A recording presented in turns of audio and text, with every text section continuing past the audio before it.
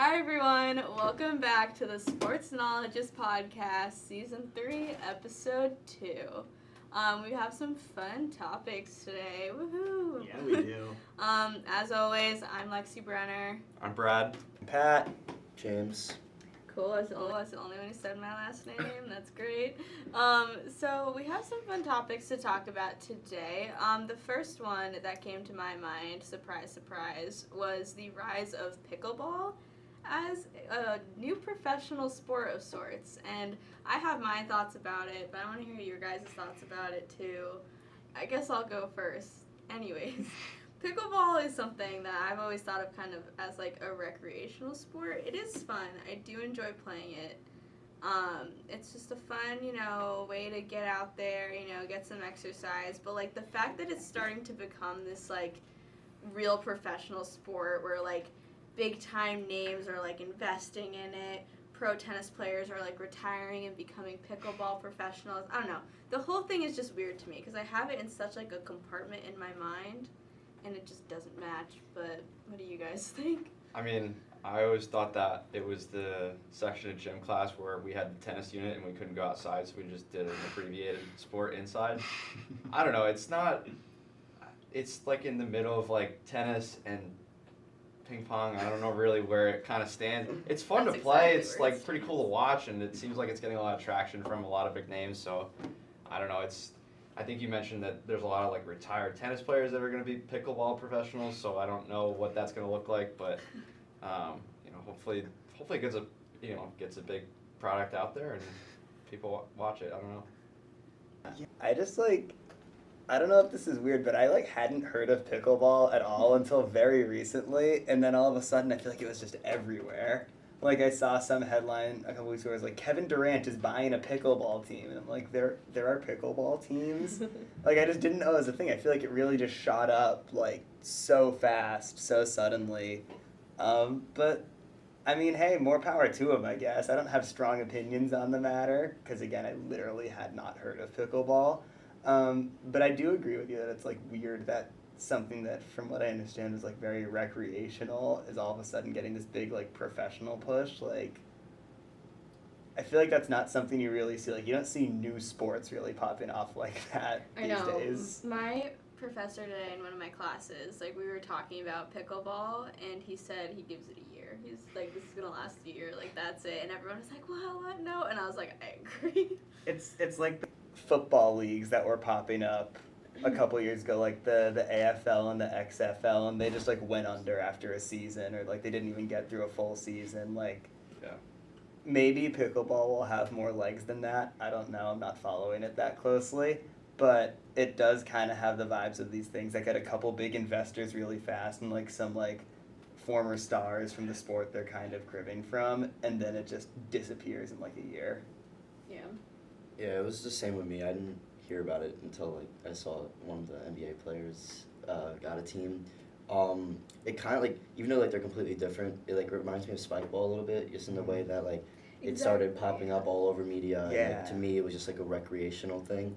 And then like spike ball, like they have like tournaments and stuff. I don't think they have like a professional league or anything, but yeah, that's kind of like the build up of pickleball in general, which kind of reminds me of how spike ball came about. Yeah. No, for sure. It'd be like if spike ball became professional, which I think we'd all think is a little bit strange. But I mean, power to you if you are loving the professional pickleball scene. But on to more relevant sports. The baseball playoffs have been starting, and we are a school in the Philadelphia area, and our very own Philadelphia Phillies are in the World Series, so go ahead. Yeah. I would be lying if I said I was like the biggest diehard baseball fan of all time. The Red Sox had a rough year this year, so I kind of just tuned out baseball. But I've been saying lately that I am like, for now until the end of the playoffs, I'm a Phillies fan because I think it would be really fun to be in like the city that won. And the Phillies have had such a cool story. Like, they were not supposed to be here. They fired their manager halfway through the season, and then they just went on a crazy run. And, Bryce Harper's had like a renaissance this year, I feel like, or the past couple years, I guess. But like just every single round they are not supposed to be here and they keep persevering. They're just such a fun like underdog team, so you can't not root for them, especially going against the Astros, I feel like. Yeah, as a Yankee fan, obviously a little disappointed that they lost to the Astros. A little. They got swept. That was pretty bad. I was actually supposed to go to Game 5, but you know how that went. Damn. Yeah, so I can't root for the Astros, so obviously I'm rooting for the Phillies, and you know it's good to be in, well, basically near Philadelphia. If this team can win, that's gonna be really cool.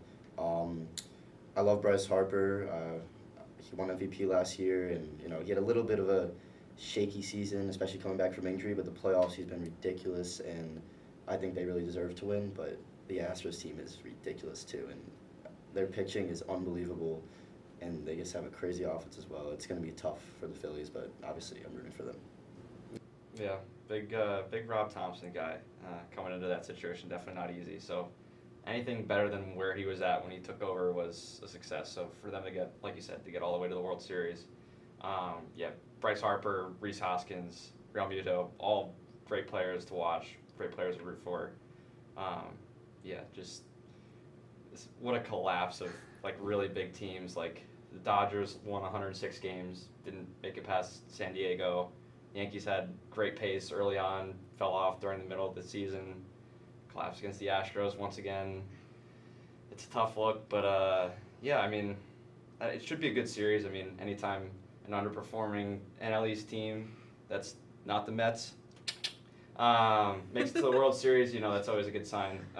You know, Mets fans deserve that. So, yeah, I think it should be a good series. Hopefully, Philly comes out swinging. The Astros are a good team. Give them credit.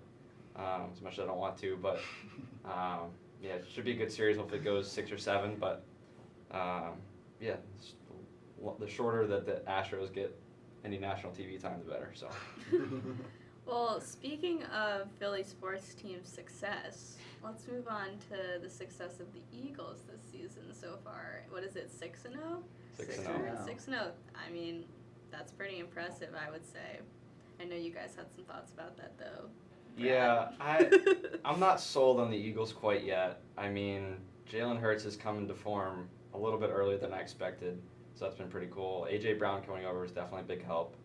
But from what I've seen league-wide, there's a lot of good teams last year that are just not the same.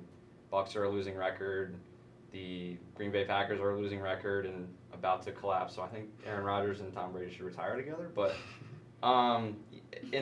in a league like that where the Jets are vying for the AFC East title, I don't know what to say because that was not going to I did not have that happening this year. So, you know, and the NFC East is getting there. They're a lot better than they were in previous years. So, I don't know. It's good for Philly fans, but hopefully they don't ride this high too much because I don't see it lasting very far into the season. I mean, the thing though is like, who in the NFC is going to challenge them at this point? Like, the Cowboys are only good every other year, and they were good last year. So I'm not. And just looking at their roster, I don't see the Cowboys making a lot of noise this year. Their offense is just really thin. The Giants have been a cool story, but I think they're probably a year away from being legit. I'm still not sold on Daniel Jones either. Me neither. And then you've got, like, I mean, the Vikings are playing well, but do you really trust a Kirk Cousins team? None of the teams out west or down south look that great. So I feel like if there's ever a year for the Eagles to, like, really capitalize on the Jalen Hurts magic, whatever it is, it would be this one. Yeah. Yeah, I feel like every year we see at least one team go on like a 9-0, 10-0, 7, whatever run early on in the season, and then they just fall off. Like a few years ago, it was the Steelers. Exactly. We had the Cardinals last year, I believe. Yeah. It happens every year. Me personally, I always like to root for those teams. I always want to see like a team go 16-0 or get 17-0 now, but it never happens. And realistically, the Eagles eventually will come back down to earth. And I'm a Giants fan, so I'm hoping they can, you know, continue this run. And then when the Eagles start to fall off, maybe the Giants will stay around and win the NFC East. But Eagles are playing well though. I love Jalen Hurts. So who knows? But I'm rooting for the Giants still. So.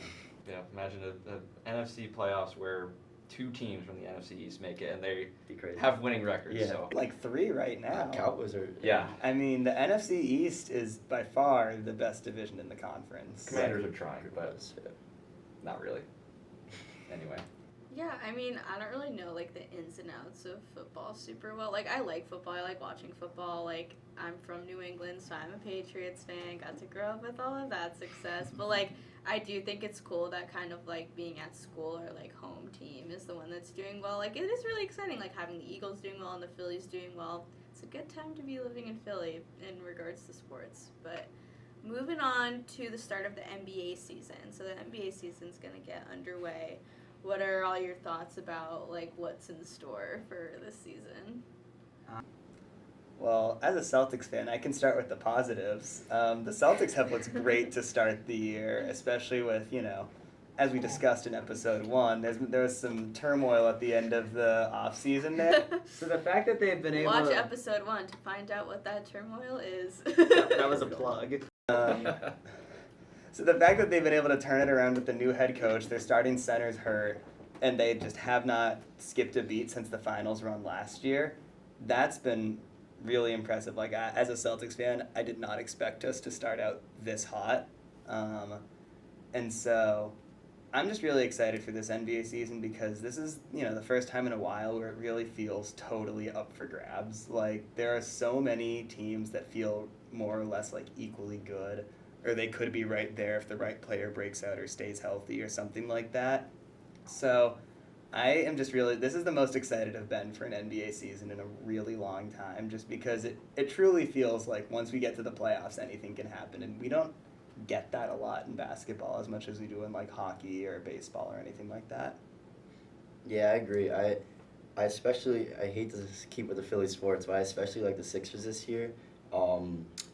And, hopefully they can keep the theme of Philadelphia success in sports. I wanted to point out something that I think is kind of crazy. The Ben Simmons trade last year, he's on the Nets now. They were a super team. They got rid of Harden. Harden looks like prime Harden again on the Sixers so far this season.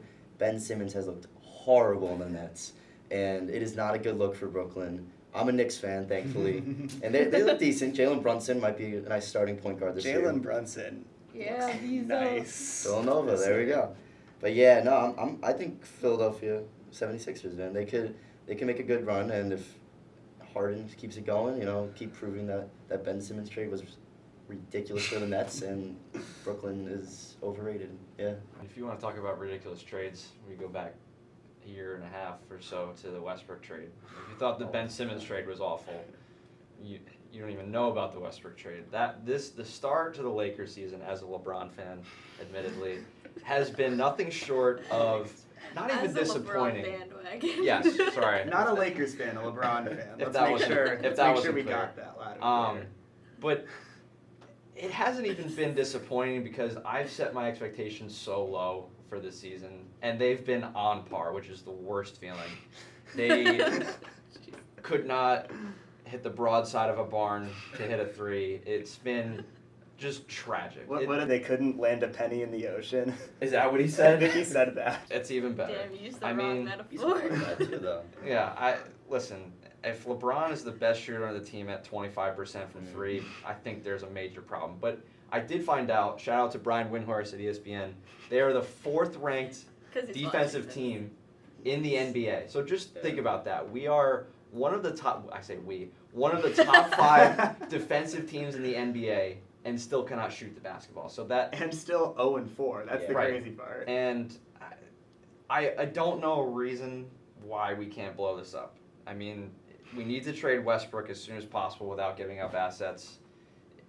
Easier said than done. And I'll say it, AD does not look like the dominant player he was when he was at the end of his tenure with the Pelicans and that bubble season with the Lakers. He just doesn't. He got his ring and he's packed it in. I mean, I don't really blame him, but from a competitive standpoint, he's a sitting duck. So, I don't know, trade everything you can, rebuild, hopefully get some 3-and-D shooters around LeBron, and you can maybe make the play-in. I don't know. The West is going to be really competitive. The Jazz actually look like a competitive team, which I didn't see coming, but yeah, it's bad. It's all bad. Trade everybody except LeBron. So that comes to the conclusion of this episode. However, I promised Brad that he could have a little bit of time to speak about NASCAR. So I'm going to set a timer. Oh man, how much time do I get? Speed run. I'm still deciding. 30 seconds. I gotta prepare all this stuff. I was have thinking to 30 say. and I was like, that's a little harsh. I will give you 45 seconds. 45 To seconds. Let say me know when I start. whatever you want. All right. Well, I mean, listen. All right, you can go ahead. Ready? Yeah, I'm definitely ready. Set. Go. I mean, these playoffs have been nothing short of exciting. I'm not 100% positive, but I'm pretty sure there hasn't been a consecutive winner throughout these playoffs. There's maybe been one or two playoff drivers, including Christopher Bell and Joey Logano, that have won a playoff race. So it's been wide open for the entire team, for the entire teams. Martinsville hopefully will be a good race right before the championship race in Phoenix. You know, Joey being in the playoffs as a Penske fan is all I can ask for. Hopefully Ryan Blaney turns around at Martinsville, gets him a top 5 or something like that. I don't think he's going to win, but yeah, I mean, this entire season has been crazy, so hopefully they fix the car and it'll be a better season next year. And wow, that was perfect timing. Couldn't agree more. I was like, I'm not going to pretend that I understood any of that. That's right. Yay. Okay, awesome. So that now concludes this week's episode. So thank you guys for watching, and thank you guys for being on the podcast again. And we'll see you guys next time. Yay. Later. Okay. Oops. Yeah, say something. Hello, I'm eating. Okay. What are you eating? Say something else. Sports. Pickleball. Say like a full sentence. I hate the Astros. Okay, perfect.